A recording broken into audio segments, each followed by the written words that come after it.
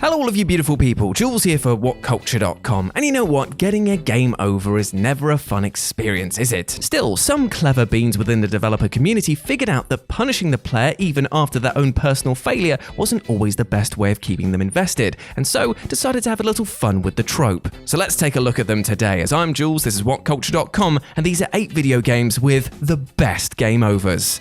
Number 8. Ron Perlman delivers the bad news. Fallout 1 and 2. The irradiated waste that you get to explore in the Fallout series are pretty grim, from rust coating everything that once shone so proudly to the sheer amount of desperate violence enacted by, well, every living thing. Surviving even a day in the world of Fallout is a hard task, no question. You can be shot, you could be turned into a pile of goo, you could get mugged and left for dead by old ladies, all equally brutal and equally horrible. So why are the original Fallout games on this list then? Well, that's down to the simple fact that in Fallout 1 and 2, upon meeting your maker, you were fed a line of text describing how you died, and usually in quite disturbing detail. And depending on how far you've made it along the road, there was even a chance that the one and only Ron Perlman would narrate them. Honestly, all manner of deaths have the edge taken off slightly by the gravel tones of Perlman, and it makes your futile plight seem a lot more epic as a result. The man could provide a director's commentary for a documentary on watching paint dry and I'd still be utterly engaged. Number 7. The Sun Explodes. Suspended. As with most text-based adventure games, Suspended takes absolutely no prisoners when it comes to delivering crushingly brutal moments, all because the player didn't input exactly what the game wanted to hear. Now, it might not be up with the mockingly hard sections showcased in the Hitchhiker's Guide text game, in which it was very possible to fail the title without even knowing you'd done so in the opening 5 minutes, but still, this is pretty challenging. So Suspended puts you in charge of a machine that controls a heavily populated colony. Problem is that said machine is broken and infuriating to use, and will sometimes punish you for even being a single percentage out of line. Things are made even harder by the fact that the previous human battery that served as the machine's controller is now coming to kill you and is destroying your robot helpers. Fun, right? Well, if that wasn't enough pressure for you, then why not try the impossible difficulty setting, which may well provide the best game over ever, as after about 5 cycles, the sun explodes and kills all life in the universe. It's literally impossible, but at least it takes the edge off the crushing difficulty of the main game and delivers a good chuckle. Number 6. Game over, yeah! SEGA Rally Championship. Now, I know that a lot of people will want me to put the Total Distortion Game Over song on this list for the simple fact that being beaten by a guitar-wielding robo-demon who then sings to you via a death screen is a pretty unique experience. However, I've covered this so many times that song is burned into my brain. And it also made me realize that Total Distortion isn't the only game to humiliate you through verse. If you grew up in the 90s, there was a good chance that you played SEGA Rally Championship. Such was its prevalence in arcades, restaurants, and even my local swimming pool. It was such a blast to scream through jagged polygon tracks with a friend trying to outrun an always ticking clock. However, whereas most arcade games were focused on getting you to put more coins in to avoid the dreaded game over screen, Rally Championship made failure almost worth it, as if you hit a brick wall and timed out, the title would sing "Game over, yeah!" which never failed to cause me and my friends to laugh and sing it back. Simple and yet utterly brilliant. Number 5. So many deaths. The Quest franchise. Sierra Entertainment. Truly, there will never be another developer staffed by so many funny people. While we might have a chuckle at the likes of Borderlands or Saints Row from time to time, Sierra made them all look like opening mic nights compared to their well-crafted and often bizarre comedy stylings. Throughout the Quest family of games that ranged from King's Quest, Space Quest, and Police Quest, Sierra always delivered narratives and quests in a totally tongue-in-cheek fashion,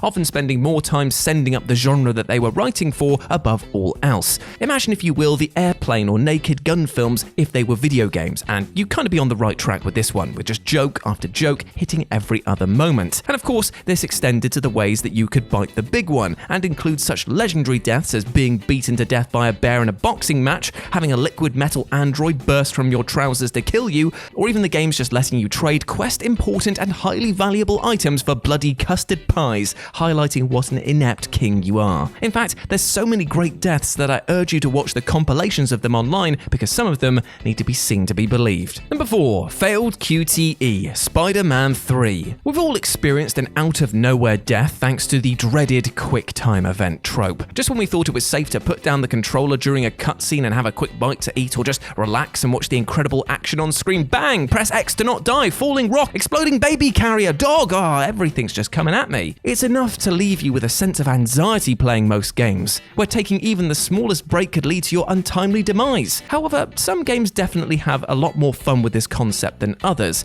enough so that you don't actually mind being dealt a death for how ridiculous the whole experience is. Spider-Man 3, the video game for example, had an absolute field day with failure, and nearly every turn will provide the player with a funny animation whenever Peter Parker misses a time swing or attack. However, hands down the best, and much memed I might add, QTE failure comes when Spidey tries to save a hostage who is strapped to a bomb. He darts across the roof, leaps over debris, spies the target, leaps and falls flat on his face while the woman cries, "I don't want to die," before exploding. The sheer speed of these events makes it utterly hilarious despite the horror that the poor woman must have been facing. Still, at least Spidey didn't have to live through these embarrassing events. Number 3. STYX'S frustrated fourth wall breaks. STYX'S Shards of Darkness. It's a fairly common trope to see video game protagonist deaths commented on by those around them at the time. Daxter, for example, usually spouted off terrible one-liners in the original Jak and Daxter game, and Batman would often have to face the final blow of humiliation being delivered by the vicious barbs of his rogues gallery. But STYX'S Shards of Darkness kicks things up a notch by breaking the fourth wall and chastising the player. Depending on how you met your end, the lovably gruff Styx will appear from the nether to poke fun at how you killed him, sometimes asking whether or not you were streaming the events because he wants that death to appear on a Goblin Death compilation, or checking to make sure that you know how to play the game in general for how rubbish your efforts have been. Thanks to the very self-aware nature of this game, these moments never truly feel like a slap in the face and more like a jesting between good friends, although some of them are so funny that you might try killing Styx in all manner of ways just to see what he has to say. You brought this on yourself, mate. Number 2. All of Dragon's Lair. Dragon's Lair. It might seem a little bit cheeky to put an entire game on as a single entry for this list, but trust me, as anyone who's played this ridiculously beautiful title will tell you, the love and care put into each and every moment of Dragon's Lair is worth cherishing. Designed as an arcade title with such a penchant for pennies that it might as well have had a Hoover attached to your wallet, Dragon's Lair places traps and insta-kills around every corner, which you'd only figure out through trial and error, with minuscule timing windows in which to act on, and with only vague hints at what options are even available to you, you're likely going to be seeing each and every one of these deaths before the short experience is through. Luckily then, all of the game over screens are so well done that you don't ever feel short-changed, even if you will literally be short of change come the close of the narrative. From being eaten alive by spiders, dragged to a watery grave, or simply being squished, poor old Dirk can die in so many ways that it boggles the bloody mind. And number 1, setting off a nuke. Harvester.